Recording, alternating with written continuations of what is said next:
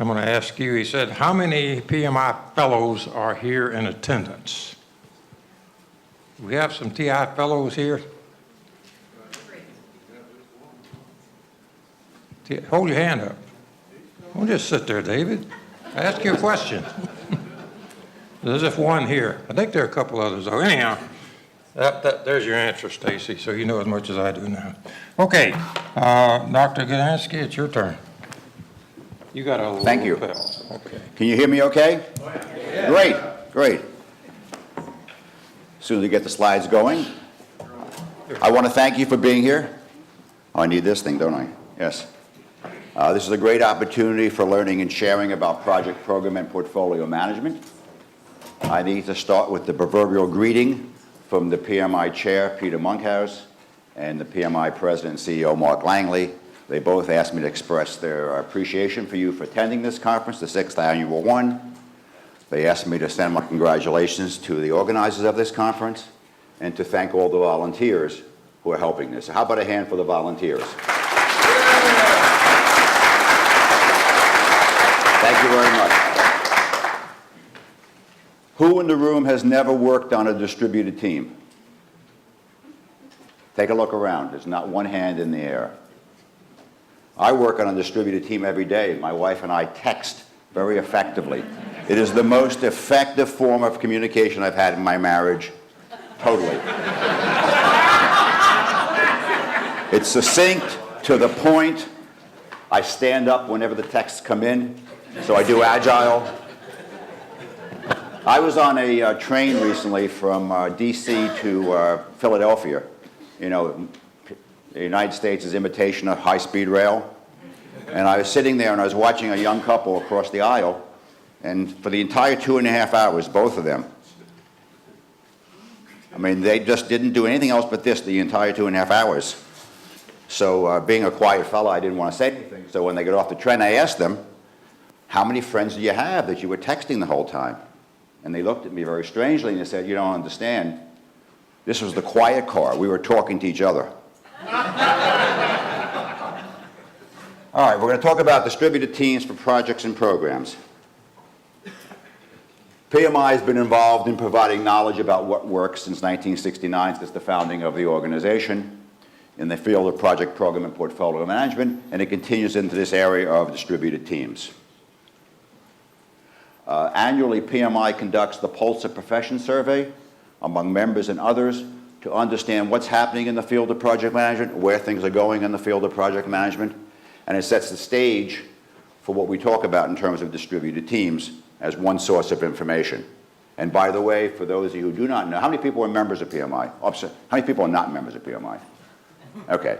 Even you can have this access to this online at the PMI. Go to the About section of the PMI website. You can download this at no cost if you're interested in seeing the results of this particular year's survey. What we learned this year is there are the 3 drivers going on in business. Not a surprise, there is slowing economic growth. Many countries have experienced it, other ones are experiencing now. There are pockets of growth increasing, but it continues to be this up and down cycle going on in the world.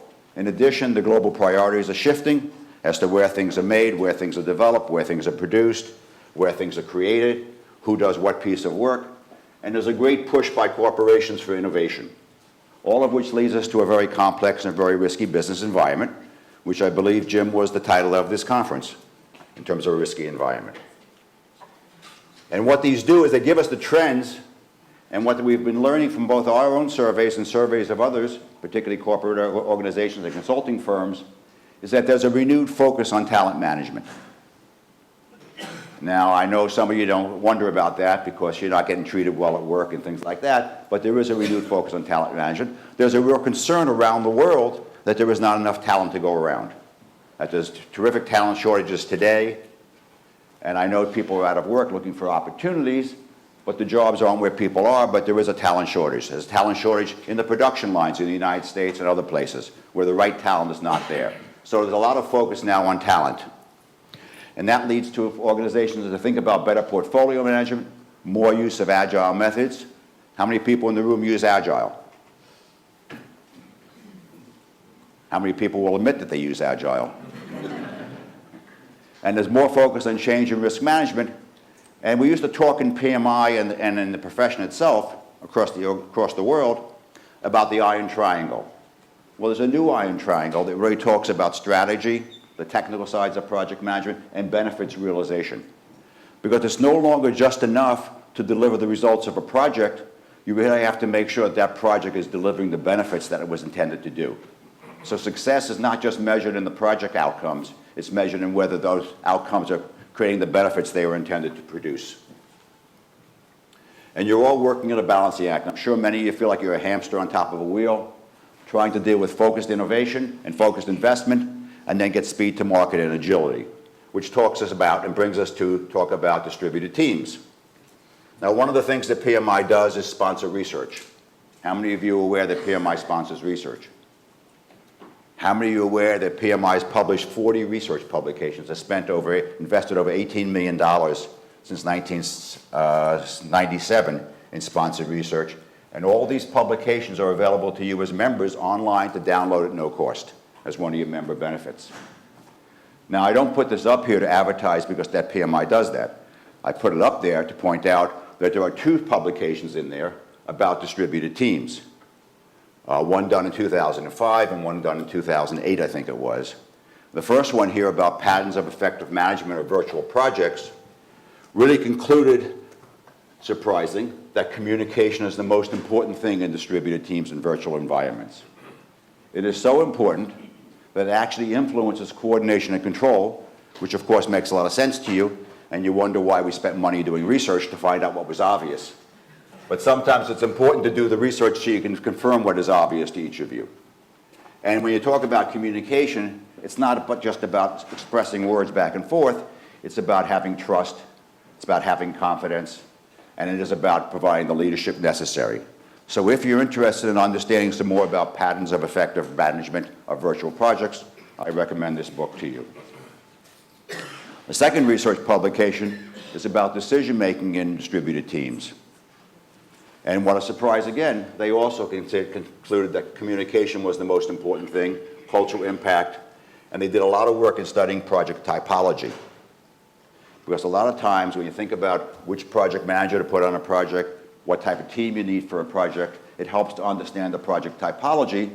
So there's some information in this book about project typology, and if you look at some of the other research publications that PMI has put out over the years, there's a couple other ones that deal with project typology if you're interested in learning about that. So distributed teams are about units working together in different locations so that you end up delivering the results that you really want to deliver. That you can come together, find the solutions, find the ways to work, and deliver those real benefits, be the stars, and produce what you're looking for. Now, there are many types of distributed teams. And I think all of you have worked on different types.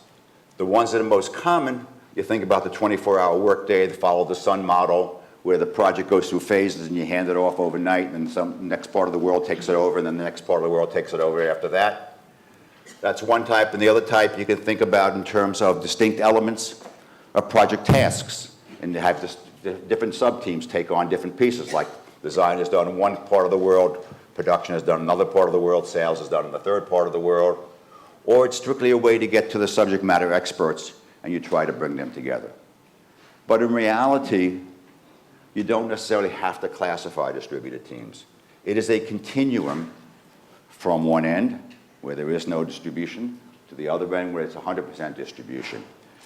Distributed teams have been around probably for many, many, many years, in which people have worked together in different parts of the world, and they found a way to collaborate.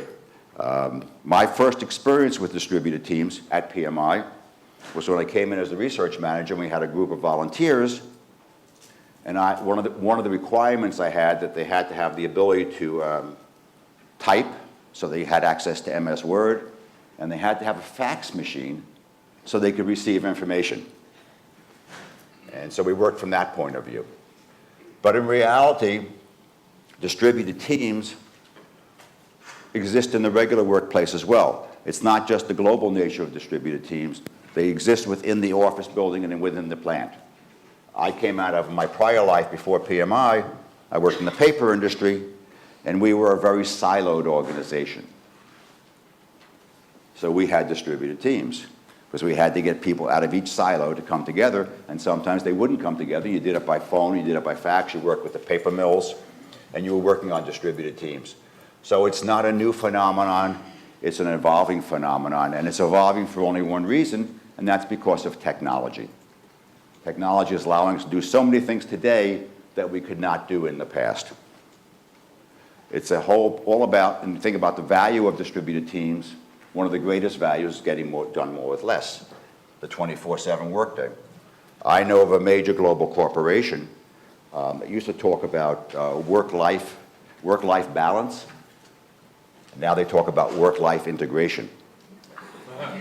How many people here check your cell phones before you go to bed at night to check to see if you have your smartphones? How many check it in the morning when you first wake up?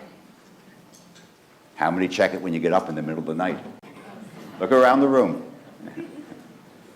So you're working 24/7 whether you know it or not, and some of you probably figure it makes your life easier, and in many cases it does, which you can stay on top of things without necessarily having to go to the office. And so that the ability to get more done with less is really great, and it really has helped a great deal in terms of producing results in the marketplace.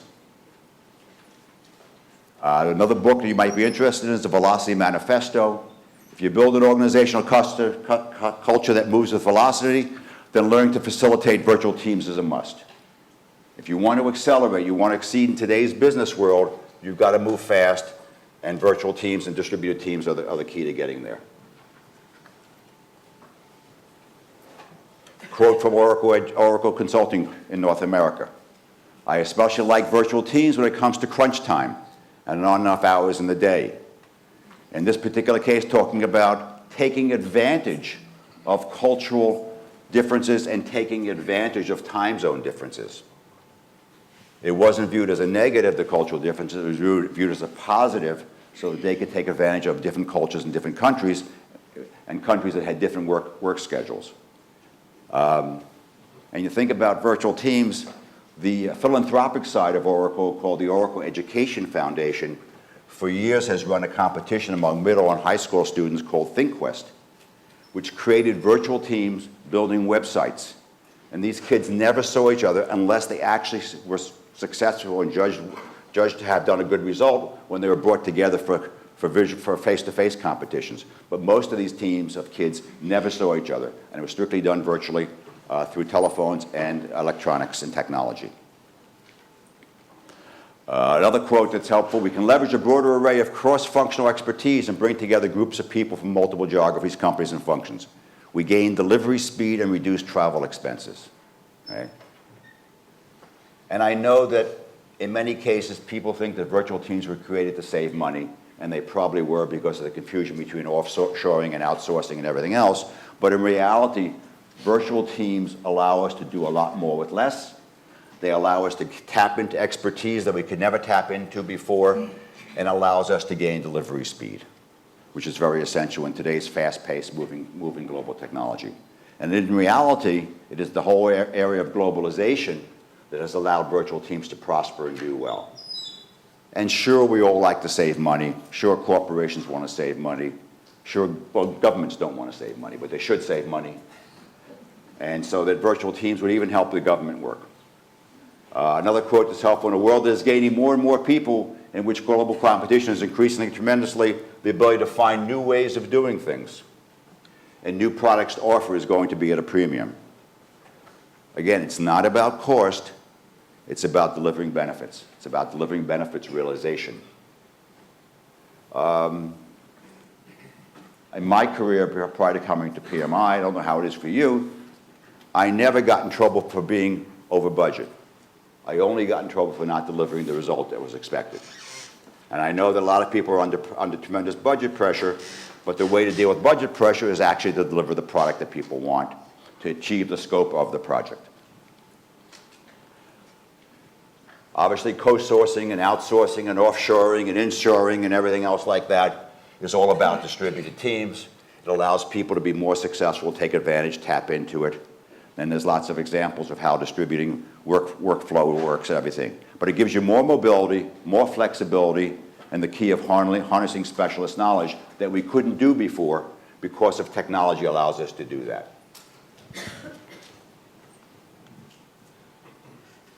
And as I said before, they're not new. What has changed because of technology, because of globalization, is that we have the speed and intensity of the teamwork, and that's what's really new. How many people like working on distributed teams? Okay, how many people hate working on distributed teams? Come on, be honest. Why do you hate working on distributed teams?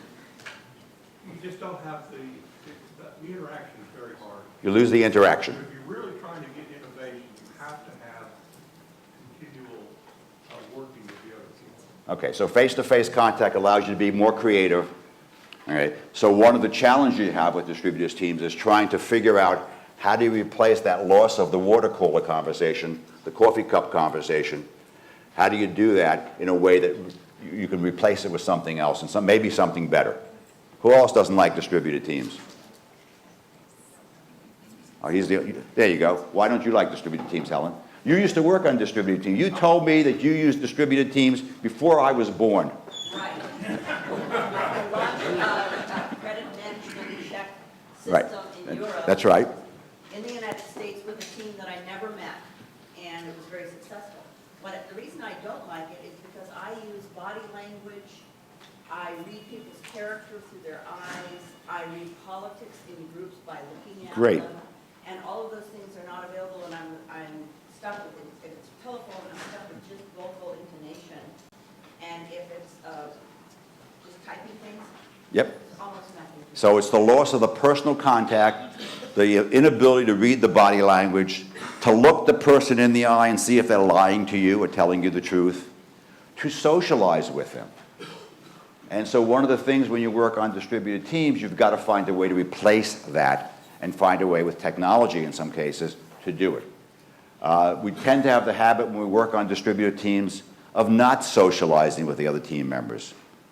There was a wonderful presentation yesterday in which he talked about the use of agile and distributed teams and talked about the need to take some socialization time. Your partner in crime yesterday talked about the need for taking some socialization time, even if it has to be on the telephone or through emails or through Facebook or social networking, but find a way to meet your team members in a different way than you do today. How many people Facebook with people they've never met? Or interact, or what's the one, the new Scrabble game online, Words with Friends? How many people play Words with Friends they don't know? Anybody? So you play Words with Friends of people you don't know, and somehow you manage to get along. So it's interesting. So people are finding new ways to communicate. It's a new communication world, and people are finding new ways to communicate. How many people do online dating and never meet the person? No. So in reality, distributed teams can go from being a problem to a competitive advantage because of the cost savings, the 24/7 productivity, the adaptation to multiple markets, the speed to market, and also for finding the best possible resources. You're no longer limited to the people inside the building. When you work on distributed teams, you have the opportunity to reach out globally to places where you never were able to do so before. Speeding the cycle. You go to the hospital in the middle of the night, and there's no radiologist on duty to read the x-rays or read the MRI.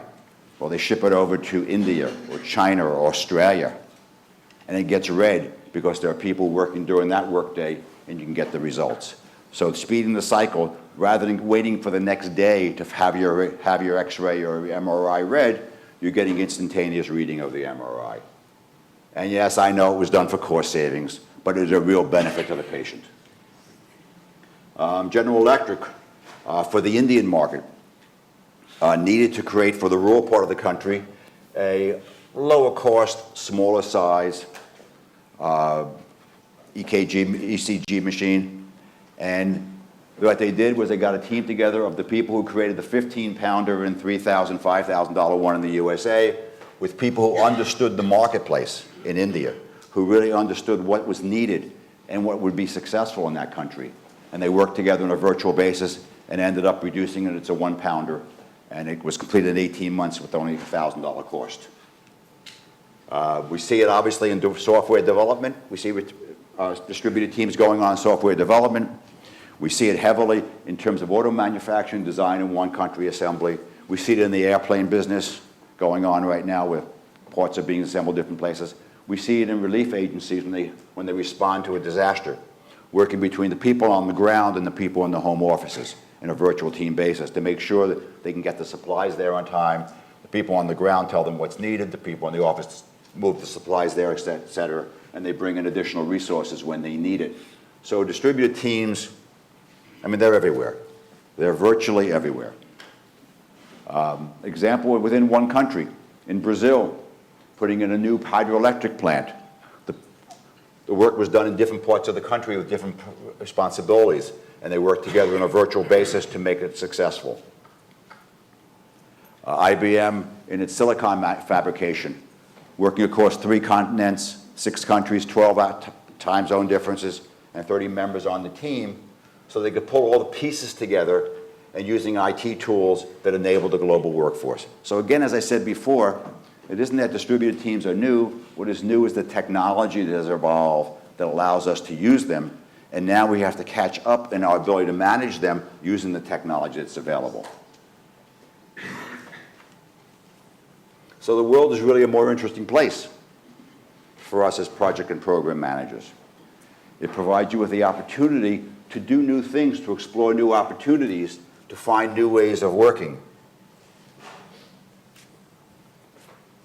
How many of you are not project managers or just team members? Everybody in this room is a project manager. Congratulations. How many of you have team members? All right. What do you think your team members want from you if you're working on a distributed team? They want you to really be a nice person. They want you to be able to get along with people.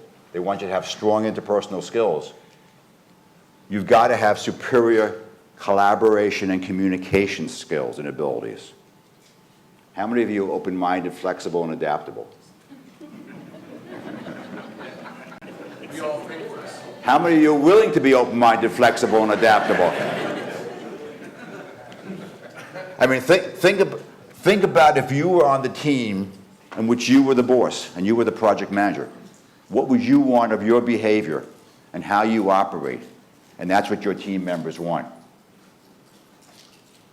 They want you to build consensus and shared goals. And it's harder to do that on a distributed team and a virtual team where you don't have the face-to-face contact that Helen Cook was talking about. You've got to be able to bridge the cultural and intellectual gaps and the interpersonal behaviors. You've got to understand the different intonations of English. You've got to understand that people don't necessarily understand the local colloquialisms that you're using or they're using, and vice versa. You've got to be able to manage through technology rather than with technology. And it's a big difference when you manage through technology than you manage with technology, because now you're using technology to communicate with people in a most effective way. So if that's what they want, is there anything else they want from you? Let me ask you this. Is there anything missing on this list from those of you who work in distributed teams?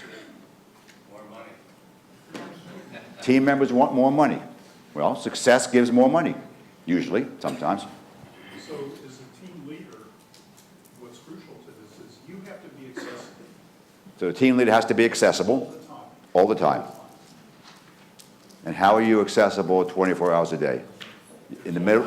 There's all kinds of ways. You take advantage of the technology. Right. But the accessibility, particularly if it's a problem somebody can't solve on their own, don't know where to go, whatever, the cycle breaks if you're not available to help solve that. So you have to be able, if you have a distributed team operating globally, to be accessible 24 hours a day, 7 days a week. And how do you do that without getting any sleep? One way you do that is you have technology. Second way you do that is you teach your team how to communicate what is really important, the degrees of importance. I mean, maybe in the subject line of the email, they might put an action word. Or they might put a time sense in the subject line of an email. So what Yeah. worked for me is the initial meeting that we had to organize the team, is everybody, went around the table, what time is it where you're at right now? Because it brings that awareness in. If it's really, really important that you wake me up at 3 a.m. for something, by all means, feel free to do it. But if it can hold on 2.5 hours till 5:30, my normal wake-up time, that's better for me. I'll be more coherent, hopefully, and be able to respond to it. Another trick that I found to overcome the cultural things, because I worked on a team where we had designers in Russia, India, China, Europe, and Brazil all at the same time, was on the initial call. I told everybody, send me an email ahead of time. Tell me a little bit about yourself, your age, your family, and stuff like that, and shared it. And then I made everybody talk about that. And immediately, everybody realizes there really is a human being on the other end of this phone. And all of a sudden, people started asking questions of each other, common interests away from work. And it really helped a whole lot. Okay, for those who couldn't hear, what he said was in the beginning, in the storming and forming part of a project, in the kickoff meeting of the project, the kickoff call of a project, check on the time zones that people are really working. Check on their work hours. Find out when they really work, which you may find in other parts of the world, people, just like in this part of the world, people are working 12-hour days and 10-hour days, so you do have that time overlap. And also in the initial call, what he suggested was you find out something personal about those things, to try to get beyond the social barriers that Helen was talking about, to make sure that you can at least start to personalize the individual, so it's not just a name on the other end of the line or on the other end of the email. It's a real person who has a birthday, who has kids, who has some personal life stresses, who has a career goal, who may speak multiple languages. You don't even know that. So the opportunity in the beginning of a project, just like you do in a face-to-face project, you should start to get to know the people on the team, and you figure out ways in which you can work in a more effective way. Now, and the truth is, if you wanted to get up at 3 a.m. to answer a call, you should have been an obstetrician rather than being a project manager. You get paid more. Yeah. Yes, Helen? Another thing that's missing is giving them permission to have fun and take care of themselves, because I delegate to them responsibility for the resource that is irreplaceable, and that's their health. The irreplaceable resource on a virtual team is that individual's health, well-being, balance, relationships, and psychological energy, because without that, they can't perform. So they are not expected to run themselves into the ground. They are actually hurting the team if they do that. What a wonderful idea. Treat others as you want to be treated. I mean, it really boils down to not thinking of them as a piece of technology at the other end of a line or the other end of an email, but thinking of them as human beings.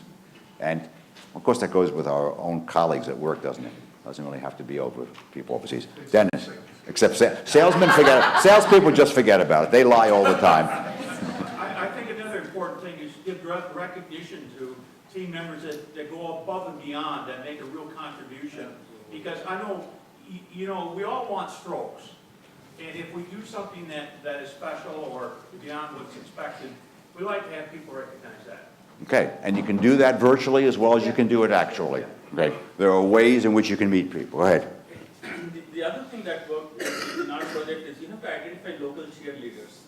You know, there'll always be a person in every team that kind of connect the team, take care of things like identifying everybody's birthday, putting it on a calendar, making sure sending out emails. So you have to identify people like that and, kind of give them the space to do that. On the assumption that there are teams in different places of the world, you're absolutely correct. But you could have a team where there's one person here and one person here and one person there. Doesn't have to be teams, depends upon the nature of the... That's right. But in either case, you need to find a way to really personalize the experience like you do in a face-to-face environment. And during yesterday's conversation, I think it was, I forget whether it was your presentation or the one that followed your presentation, there was the whole notion that, so you have a team, a virtual team, you got a team in your office building, and you got a team in other parts of the world, and you're having one of your electronic communications going on, let's say a video conference, teleconference, whatever it is, and you suddenly find out that people in your office building are now connecting virtually rather than coming to the face-to-face part of the meeting, because they can multitask when they're doing it. Right? So there's lots of dynamics going on in the personal and in the distributed teams in the virtual world, and you've got to start to be receptive to them and understand them and check them out. And just like you have to develop the capability in face-to-face situations of detecting body language and what people are saying and how their mood is, you've got to be able to do that when you're talking to people on the phone, looking them in the eye on a video conference. Now, as technology improves, as you use more and more of these capabilities and you're actually seeing the people on the team, that will make virtual teams a lot easier to operate. So you as project managers, since there's no team members in this room, only bosses, you as the bosses really need to pay attention to what your teams need. Al, so what do you expect from your distributed teams, particularly those that you don't see, particularly those you only talk to on the phone or communicate through email? You really want them to test with you whether they understand what you're telling them. Because if you're going to communicate, and you have something to communicate, and you're willing to communicate it, you have to find out whether they're able to receive it.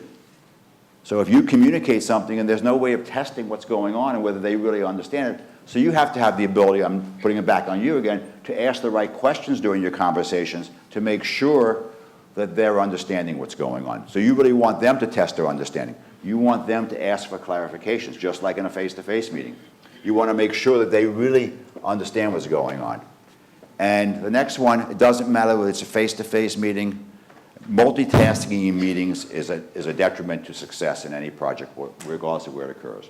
People need to be present in the meeting.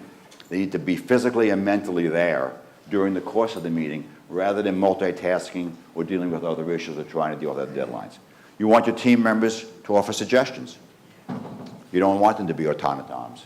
You want them to follow the processes and procedures that you've established. You want them to keep the documentation updated, because if it's not updated, then you can't manage your project. And you want them to communicate honestly. You want to know what's going on, and you want them, obviously, more importantly, to deliver on what they committed.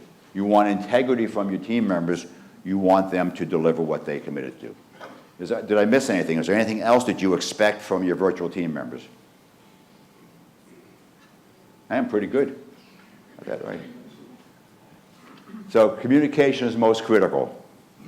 You can see the changes in communication. You can think about how, in your own lives, how many people no longer have a landline telephone at home? Look around the room. Phenomenal, isn't it? And we were so thrilled when we got those phones, those portable phones that you didn't have to have connected to the landline you could walk around the house with. And now we're all using cell phones. You all know about the various technologies that are available in terms of staying connected, both in the office and out of the office. The ability to use various different types of technology, and it's coming along. The use of technology and networks and systems and everything else by project managers is going up exponentially. You belong to communities, you do online communication, you use various types of techniques. Does anybody use any of the social networking sites when managing a distributed project? Go ahead. Jive. Jive is a tool, but it's kind of a, we have modeled it for our enterprise. So Jive, you've made it more inside. So you're not using Facebook to communicate project work. So the whole world knows what's going on, huh? Okay. One of the two skills I learned in my first job was how to write backwards. So when you're talking to someone, you can write backwards. And then, of course, how to read my stuff on my boss's desk upside down, so I knew what was going on. But you have all this technology of global dashboards. I mean, all you have to do is look at CNN and look at all the great stuff you can do now with technology, or Fox, and you can see all the great stuff that's available. And it's going to get better and better and better and make us more effective. And not only on distributed teams, but in our face-to-face meetings as well. Cross-cultural understanding is obviously very critical. Number one, obviously, is don't stereotype. Number two is don't talk about, let's do something in the fall and the spring. Of course, it depends upon which hemisphere you're in as to whether fall and spring means anything. You got to think about that. Just think about things like the date, sequencing of dates, whether the month is first or the day is first. Because if you're thinking one way and your team is thinking the other way, guess what's going to happen? It's not going to get delivered when you're expecting it. And don't assume there's only one way to communicate. Don't assume that your way of communicating is the only way that works. Try different methods of communicating. Try different languages. I don't mean in terms of languages, English, Spanish, French. I mean, think about different ways of expressing yourself and changing the words around. Test yourself as to whether or not you are speaking in a way that's clear to people who don't necessarily understand American English or other forms of language, to make sure. Don't think about translating things anymore. Think about having things in multiple languages. Because translation alone is no longer good enough. It has to be contextually correct. In terms of, one of my roles is the charitable side of PMI, the PMI Educational Foundation. And one of the PMI members in Kuwait wanted to translate some of the materials into Arabic. And he did it. We gave him permission to do that. And he did it. And he sent it back to me and asked me how it looked. So I said, the words look very well. I said, but wouldn't you want to remove the American flag from the pictures? And wouldn't you want to replace the children with Arabian children rather than American children? And he said, I didn't know I could do that. And they call that Arabizing. So it's not just a question of translating something. It's a question of putting in the local context. So when you talk and you communicate on your teams, it's important to understand the culture from a communication point of view and not just from a language point of view. And then managing dispersion, different time zones, promote them to be self-leaders, promote a global culture, provide some way for face-to-face meetings through technology. And technology for face-to-face meetings can be very expensive, but it may be worth doing it. Because if you had $1 more to spend on a project, on a virtual project, spend it on communication. If you have $1 more to spend it on communication. Let me ask you a question. As project managers, how many of you would be willing to work for 6 months, starting at 10 p.m. through 6 a.m. in the morning? For 6 months. What about the rest of you? Because think about this, that's what you're asking some of the other people around the world to do. You're asking them to adjust their work life to your work schedule. Sometimes you may want to adjust your work life to their work schedule, depending on what's going on. How many people like the convenience of 24-hour shopping? Come on, be honest. Be honest. You like to go, so you come home late at night, you want to be able to go into the Walmarts and buy some stuff. Well, there are people working those shifts. All right? So think about it from a project point of view as well. Communicate. It is the number one thing for face-to-face teams, and it's the number one thing for virtual teams. Be prepared to identify some of the problems that exist on your team as you're trying to run your project, and ask your team members for the solution. Don't assume you have the solution for all the communication challenges that exist on a team. Don't assume you have all the solutions for the documentation challenges that exist on a team. You may end up with people who have very creative ideas on your team, and if you don't ask them, they'll never provide that opportunity to you to be more successful in what you're trying to do. Obviously, one of the greatest things about distributed teams is the ability to leverage global knowledge, take advantage of the knowledge that exists around the world today. Businesses started to offshore and outsource for both cost and for quality in terms of knowledge and getting the design capability of different parts of the world. It is no longer a case of any one part of the world having the control or the monopoly on innovation. Innovation is occurring in all parts of the world, and we need to be taking advantage of it. And now the bad news and good news. Since you're all project managers, there aren't enough of you. We need to recruit more. And the good news is there aren't enough of you, so you're in demand. But the key is to continually improve your skills. How many people here are PMPs? Okay.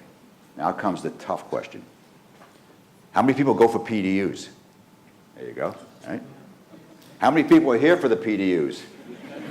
All right. How many of you, but you have to get PDUs over 3 years, correct? Yes. How many of you actually create a learning plan as to what you want to learn over those 3 years by going after your PDUs? Ah, we got a few. Good for you. As project managers, don't you think that learning is a project management skill?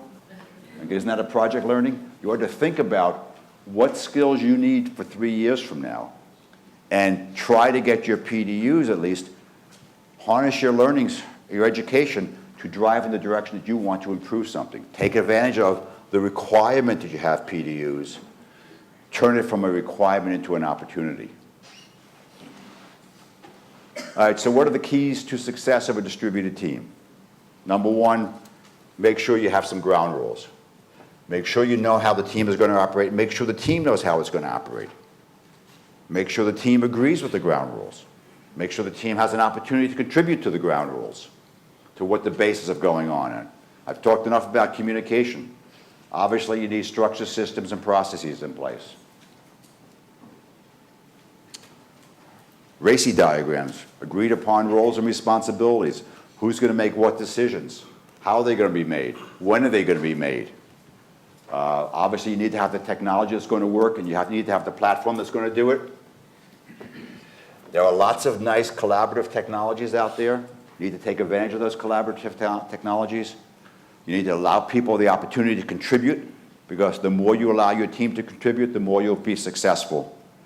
And and we talked about this before, whatever socialization practices you do in face-to-face meetings, you need to use them in virtual teams.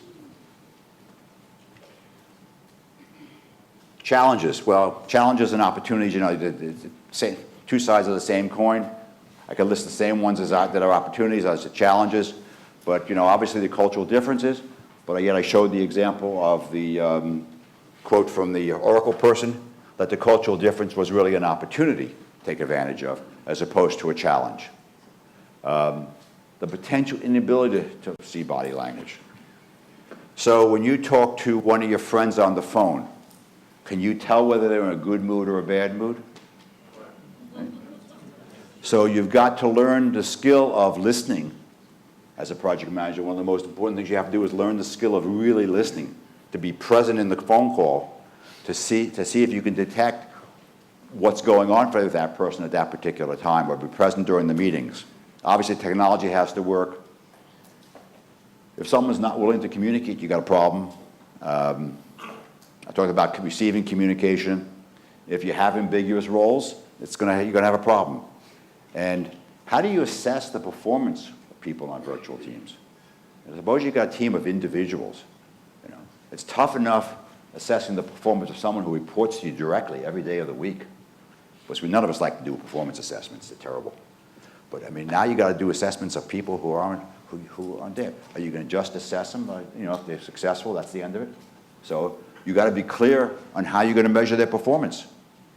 Because if you're not clear on how you're going to measure their performance, how are you going to know, whether you measured it right?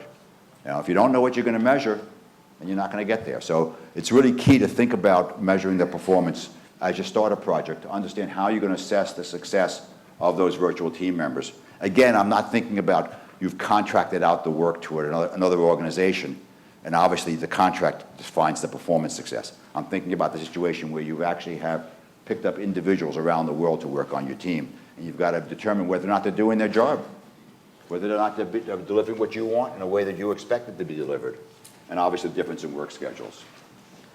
So, I mean, I think it's pretty clear Helen was using distributed teams way back when. When I came to PMI, she was using distributed teams. So it's not a fad or a fashion. It really is the push on competition and cost, and the pull of new talent, and the opportunity to get new talent, opportunity to bring into projects talent that you never had access to before. I mean, it is a powerful, powerful thing to be able to access talent from other countries that we could never get to before. I mentioned a couple of presentations yesterday. There's one today on virtual teams. It's interesting. How do you have a stand-up meeting on the telephone? How do you know people are standing up when you try to do Agile? Why do you think your Agile teams want to connect virtually on the face-to-face teams? They don't want to stand up anymore. So you've got to try to figure out how do you put those type of agile techniques into a virtual world. I mean, who would have thunk you could use agile in a virtual world? Well, you can. It shows that the technologies just continue to overlap and flow together and the ways in which we do things. So what works in one type of project will work in another type of project if you try it out. And I would tell you also that it's not about face-to-face teams versus virtual teams. It's all meshing together, just like Agile and Waterfall is all meshing together. These things mesh together, and you learn from regular projects and programs as to what to use on distributed teams and projects, and you learn from distributed teams and projects as to what to use on regular projects. And just a continual cycle of learning. And you learn on Agile what to use in regular projects. I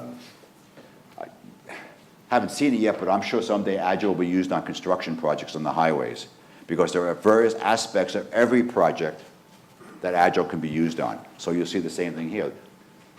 There are techniques that you're learning on your distributed projects, distributed team projects, that you can use in your face-to-face projects that will make them much more successful. Time. Perfect. Yes. Thank you. Hey, perfect. He said thank you.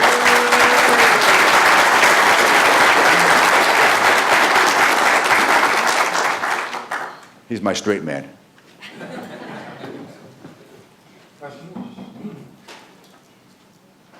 It could be comments too. You can share. We got a sharing in the back of the room. Well, now bring your mic. Where's our runner? He's running. Run faster.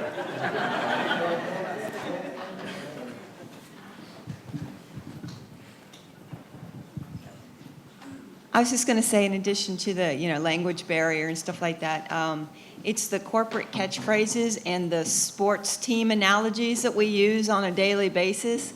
They don't translate very well when you're talking to people overseas. They have no idea what, some of these things that we say on a daily basis. And so, I've seen that within our organization, but I've seen my boyfriend has the same issue. He works for a Chinese company. They don't understand what he's saying half the time, and he has to rethink what he's saying to make it clear. So that's one of the things you have to be mindful of. They don't know what, 50-yard line is, or, all those analogies that we use.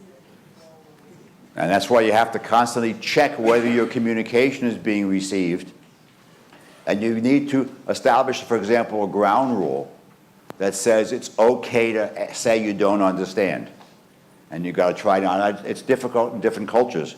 But the truth of the matter is, we're in the United States now, we're such a microcosm of the world anyhow. The people at your next desk may not understand what you're saying, particularly if you come from Texas and you're talking to someone from New York.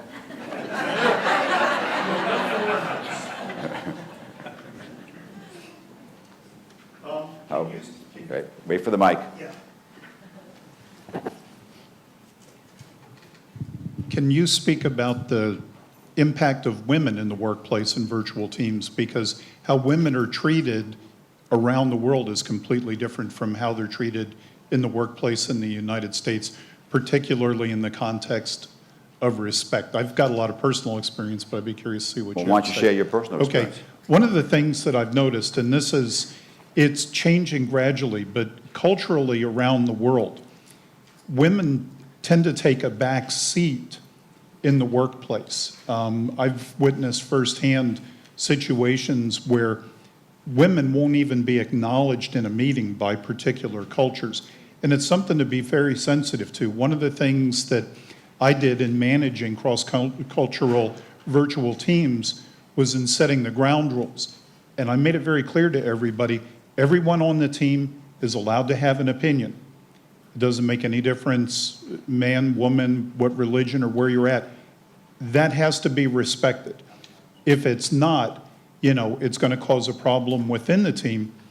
And since we all worked for the same company, Nortel, particularly, it could result in issues with HR. But the moral of the story is everyone in the virtual team has to understand to respect everyone else on the team and be willing to share, like you said, contribute. But the issues with women, I've seen absolutely embarrassing situations where people got up and walked out of a room because one of my senior engineers was a female. And these two men just refused to listen to what a woman had to say, even though they came to learn from us.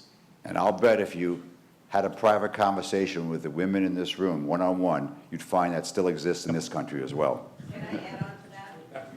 I'm going to give the woman's point of view on this because I think it's important for women to hear it. One is try not to take offense.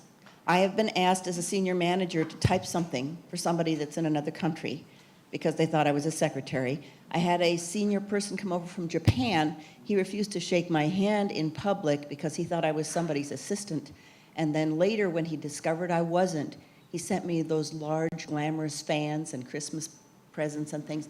So try not to take offense. I've seen people walk out of a room because somebody leaned back and showed the soles of their feet, which is a high insult in the Middle East. So things that you might be offended at, just hold your offense. I actually had to go up and have a good cry in my room and then come back down. That's Well, how bad it was. I think the key is, as he stated, the key is to establish the ground rules up front, try to be as clear as possible in the communication. And you're absolutely correct. There are people, different cultures, you know, women haven't been given the vote in this country for that many years. So, I mean, you know, the rest of the world is going to catch up to us, maybe, if they think it's a good thing to do. But we haven't been that far ahead on these discrimination issues as well, so. Any other questions? Faster, faster. I just want to make a comment and get your, I think one of the difficulties you did leave out of distributed teams is understanding getting an organizational savvy. Because in reality, your team members' careers, you have very little impact on that. That's impacted by their local functional managers. And if you don't understand, you know, what their local functional group challenges, importance are, you're not going to get the full benefit of their collaboration. So I think that's one of the major. I think that's an excellent addition to the list. Everybody understand what he was saying? Is that clear? What he was basically saying is, if you don't understand if you have distributed teams where they're actually groups of people in different companies, and you don't understand their organizational structure and their organizational culture and how they get rewarded internally and how they get treated internally, then you may be asking them to do things that are counter to their success in their own corporation and their ability to grow. So you've got to at least try to figure out how they get respected and advanced and promoted and rewarded in their organization so that you can then be sensitive to that as you ask them to do certain things. Because you may ask them to do something they just can't do because, you know, think about those of you who came out of, who maybe of more senior age, who came out of very functional organizations when they first tried to introduce matrix management. I mean, it was extremely difficult because you couldn't do what you wanted to do on the matrix team because your functional boss wouldn't allow it. And so you have that cultural divide between the different things. So those of you who've been around for a while and remember the silos of functional management versus the matrix management when it's tried to put in projectized organizations, be sensitive to that and the fact that that's going on in the rest of the world as well in different situations. Last question. Any more? Thank you. Thank you. A couple of things. One is about the women in some cultures not being encouraged to participate. And I feel that if we ever come across that and we suspect that somebody is being, you know, asked to take a back seat, maybe we can encourage them to participate more and, you know, build their confidence. So, you know, call them out and, you know, ask for their opinions. Because some of these women are very capable, very intelligent. They just don't know the art of speaking up in meetings, or they feel that they shouldn't because that's the culture in their company or their country. So, you know, maybe we can encourage them to participate and, you know, that'll help build their confidence and also tells the rest of the team members that we value everybody's opinion, including those women who do not want to speak up. You know, or maybe sometimes take their opinion separately on one-on-one and then tell in the meeting, okay, so-and-so has said this thing and I think that's a valuable opinion.